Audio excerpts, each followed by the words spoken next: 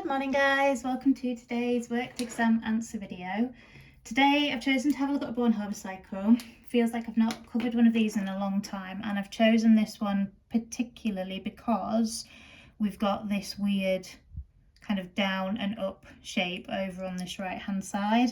I also thought that it was good to think about the sort of follow-on part where we're thinking about lattice dissociation and why one value might be less or more endothermic than another.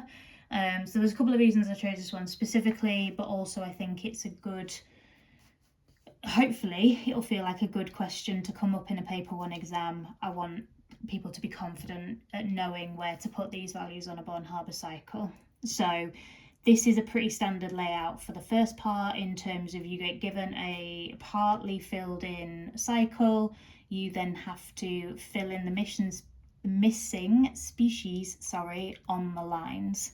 Now generally any Born Haber cycle is taken an ionic solid, and there are two ways we can make this ionic solid, either from the gaseous ions or from the elements in their standard states. And then all of these other processes are thinking about how can we turn the elements in their standard states into gaseous ions so that we can then figure out this arrow usually, which will either be the enthalpy of lattice dissociation when pointing upwards or formation if pointing downwards, but using Hess's law we can figure out any of the values within our Born Haber cycle. So the first thing that we always need to put here, because it's the other way of making K2O as a solid, as our example here, is the elements in their standard states. And the enthalpy of formation values on every Born Haber cycle I've ever seen have been negative, exothermic, hence the arrow points down. So potassium oxide is made from potassium, which is K, and solid, and oxygen, which is going to be O2, as a gas. Now we obviously need to balance how much K and O2 we're using, and when we think about writing equations for standard enthalpy of formation, we never want to make more than 1 mole of the compound because that's in the definition. So we're now going to have 2 Ks but a half O2 to give us that one singular O. And this value here is our enthalpy of formation of potassium oxide, which is minus 362. So I'm going to put that on there while we're here, which we'll need to do our calculation afterwards. Then there is a little bit of freedom as to which order you do the next 2 stages. And it just comes down to personal preference. Some people will do both ionizations first. Some people will do ionization of the metal, atomization of the metal, then ionization of the metal, then go back to the atomization of the non-metal. That's how I tend to do it. Obviously, if they've set it up in a certain way, you need to follow suit. But here, by the time we get to the top, we've atomized both and ionized the metal. So which order we do that in really doesn't matter. So I'm going to do it the way that I always would, and I do it that way because I like to get the metal sorted first, then get the non-metal sorted sort of all together. So I'm not going to change the half O2 gas for the next 2 steps. I'm thinking about how do I get my potassium as a solid eventually to be potassium ions in the gas phase. So the first thing I need to do is get my potassium in the gas phase, because you can't ionize if it's not in the gas phase. So 2K gas, and then like I said, half O2 gas is just staying as is for now.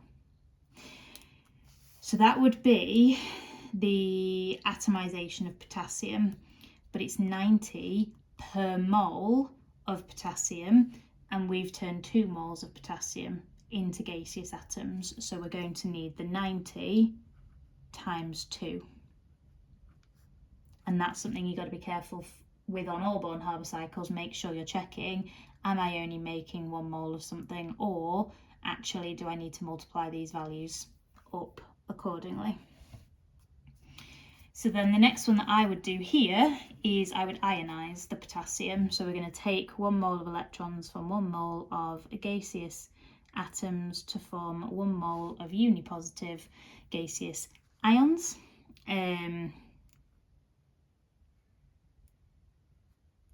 But because we have 2 potassiums, we're going to make 2 K pluses and 2 E minuses, and my oxygen hasn't changed. So again, first ionisation enthalpy of potassium is 418, but I've ionised 2 moles. So it's going to need to be 418 times 2. Notice they're both positive values and these arrows are both pointing upwards. And that's the first bit done. We filled in the species on the lines. So carrying on by assigning these values onto the Born Haber cycle, the next process, we are atomising the oxygen, which doesn't have a slightly different meaning in the sense of atomisation is forming 1 mole of gaseous atoms. But when we think about it in terms of metals, it's changing the state of matter. When we think about non-metals, it could be changing the state. If we were using sulfur, that would be a solid, or iodine, that would be a solid. But it's also about them not being molecules anymore, them being individual atoms. So in this case, we are only forming 1 mole of oxygen, so we don't need to do anything with the value from the table for the enthalpy of atomisation of oxygen, because it's exactly what it should be, forming 1 mole of gaseous atoms. Done. Then we've got the first and second electron affinities of oxygen, and it's weird that when we form the O negative ion, so giving the O atoms 1 electron each, that's an exothermic process, but when those O minus ions then get the second electron to get the O2 minus ion with a full outer shell, that's quite highly endothermic. And again, we're only making 1 mole of these ions in each case, so it is just going to be straight from the table, minus 142, and then plus 844. You might get asked to consider why these things are as they are. So because the oxygen atom gains an electron, there will be an additional force of attraction between the protons in the nucleus and that electron. New force is being formed, energy is released. Here, massively endothermic, because yes, new forces will be made and some energy will be given out, a hell of a lot more energy needs to go in to overcome the repulsion of the O minus ion and the E minus. So 2 negatively charged particles, the O minus needs to gain this particle, we have to overcome the high activation energy as a result of that. So that will always look like that. If you have a group 6 ion with a 2 minus charge, you will need to have an exothermic first electron affinity, and then an endothermic second electron affinity. And that leads us on to what we're trying to work out in this question, which is the enthalpy of lattice dissociation. So dissociation is from the solid into the ions, which is why the arrow on this side is pointing upwards in this question. It won't always be. This is the only arrow that we can have either way, and it makes sense as a process. We can either break up the lattice, break up the ionic bonds, turn or create individual ions, or we can take these ions, form ionic bonds and form our giant ionic lattice, in which case the arrow would come down. So the first thing with the arrow pointing up, I should be getting a positive value for this. It's an endothermic process, okay? Now I'm going to call it X. And if it comes to applying Hess's law, there are a few different ways that you can do this. I think the easiest way personally is to think, right, well, if this is the arrow I want to know, where does the arrow start, which is my little S there? Where does the arrow end, which is there? And how do I then go around the cycle in an alternative way that still starts and ends at the same place? Because that's what Hess said, the enthalpy change is independent of the route taken, but it is dependent on the initial and final states of reactants and products. So if I've got to start on this line, I'm going to go up the enthalpy of formation, up the atomization of the potassium, up the ionization of the potassium, up the atomization of the oxygen, down the first electron affinity, and up the second electron affinity. And what we want to be checking for is, do any of the Hess's law arrows in the pink go the opposite direction to the arrows already on the Born Haber cycle? And that only happens once, which is with the enthalpy of formation. So instead of that being negative 362, it needs to become a positive 362. And then x is going to be equal to all of those values added together. And the key one, the one we've changed, the plus 362. Everything else we haven't needed to change the values from how I wrote them on the cycle in the first place.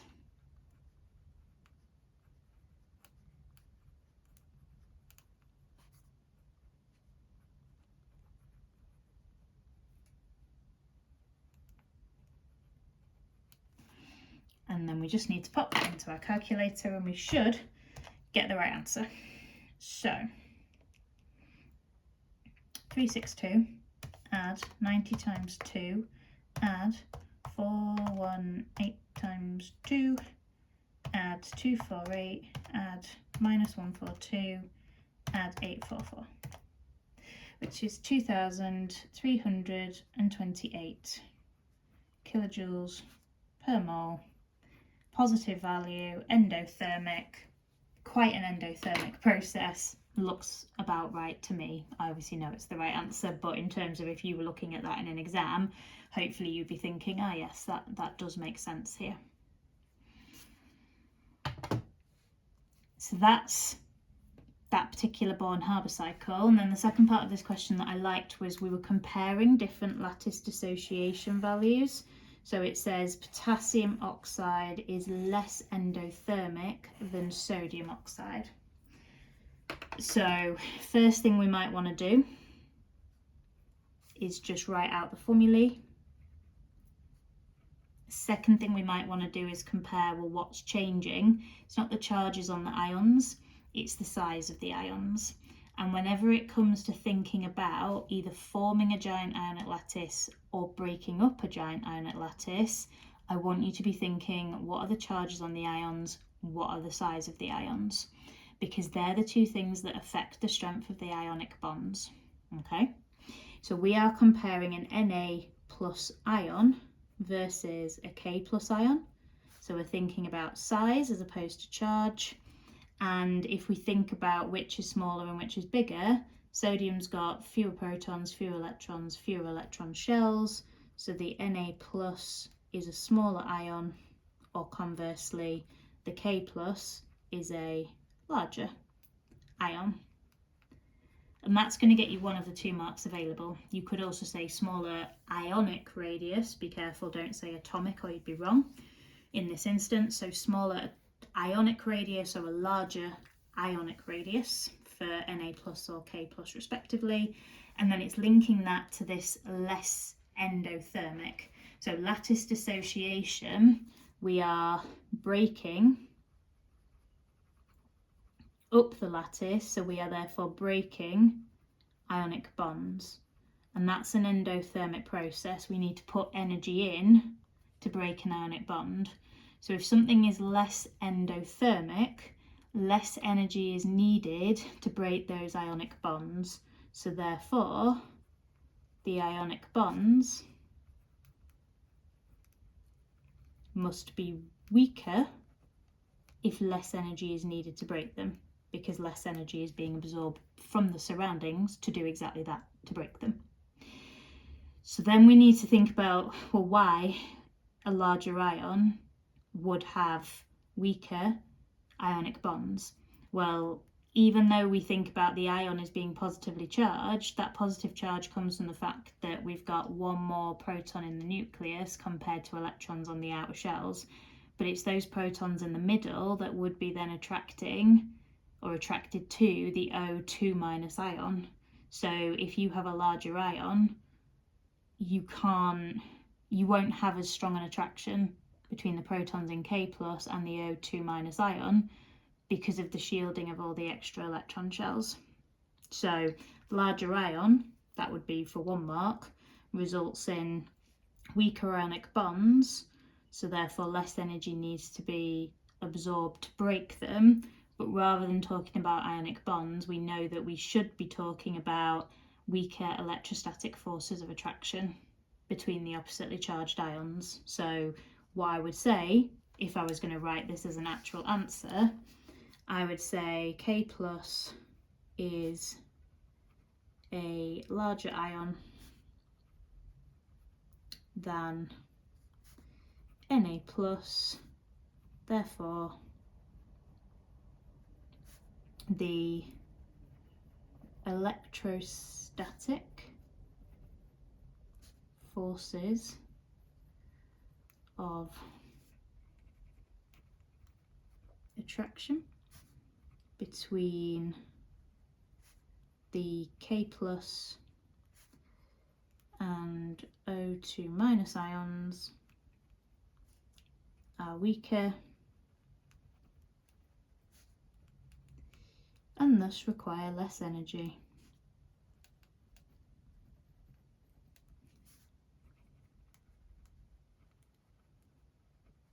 To overcome.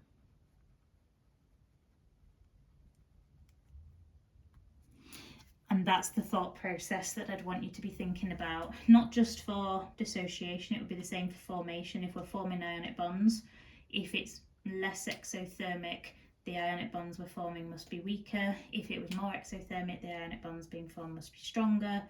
And if it's not that we're comparing ions from the same group and thinking about size, we'd be comparing ions of a similar size, so possibly in the same period, but with different charges. So Na plus versus Mg2 plus, or even Al3 plus. The greater the charge, the smaller the ion will be, higher charge, greater attraction to the O2 minus ion, for example, or whatever that anion is. Hopefully that makes sense. Hopefully we're happy with the Born Haber cycle, why I've multiplied by 2 where I have. Remember, per mole, not just sorting out 1 mole of our potassium in that example. Any queries, as always, let me know. Any recommendations, also please do let me have them. And yeah, take care of yourselves, guys, and I will catch you very soon.